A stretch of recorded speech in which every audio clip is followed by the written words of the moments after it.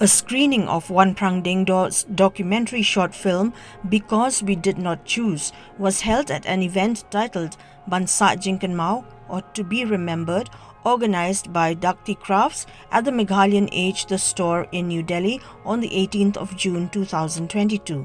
The guest of honor at the film screening event was retired chairperson of the Meghalaya Public Service Commission, who is also the granddaughter of the Khasi Poet Soso Tham and daughter of World War I veteran Primrose Gathpoh, Alvareen D Dkhar. Others present include Padma Shri and editor of the Shillong Times, Patricia Mukhim, the retired professor of the Jawaharlal Nehru University, Delhi, Radhika Singha, double National Film Award winner as film critic and filmmaker Utpal Pujari, independent filmmaker Wanphrang Diengdoh, besides other invitees.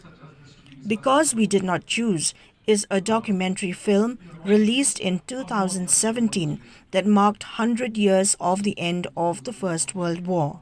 The film talks about the participation of indigenous communities and individuals, of which the influential Khasi Poet Primrose Gathpoh was one of the 40 who had left home for Mesopotamia to be part of the First World War.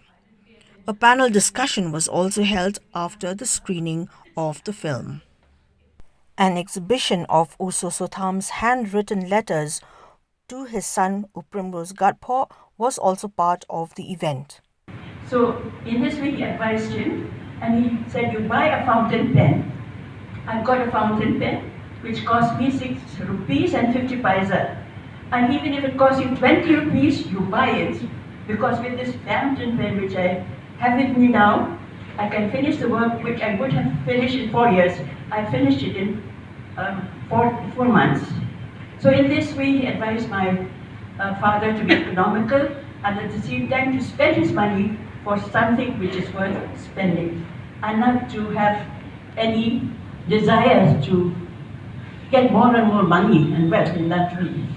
So in this way, he brought up his son and he educated him, and he expected that his son also would take after his father, that he would write for the Khasi people, to learn more about his own place, about the Khasi people, their customs, their traditions, and to publish them in his book.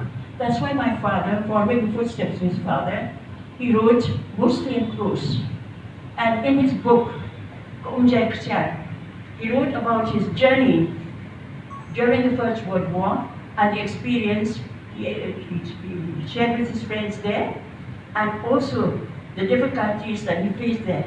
But in spite of that, there was no slavish mentality in him, because his father had advised him not to have this inferiority complex. You do your best, you'll prove to be a man one day. So this is all the education that he could give to his son, and my father, like an obedient son, followed all the advice of his father. And so when he came back, he started writing books, mostly in prose, and his books, they are still in use now in schools and colleges. And through his short stories, we come to know about the customs, traditions of the people, especially in the rural areas. Because very few of us, we know something about people of the past. But my father, he said that if you want to know something about the past, go to the huts of poor people in the rural areas and learn from them about their past. And on their past, you should build your present. So these were all the teachings of my grandfather, and actually he did not write much about the war, but only experiences that he shared there, and knowledge that he gathered through the YMCA, because he was a member of the YMCA, and also he was encouraged to buy books of literature, the works of Wordsworth, Shakespeare, and then Coleridge, because my father was guided by his father to do so. So he had to learn a lot, and he developed a taste to write.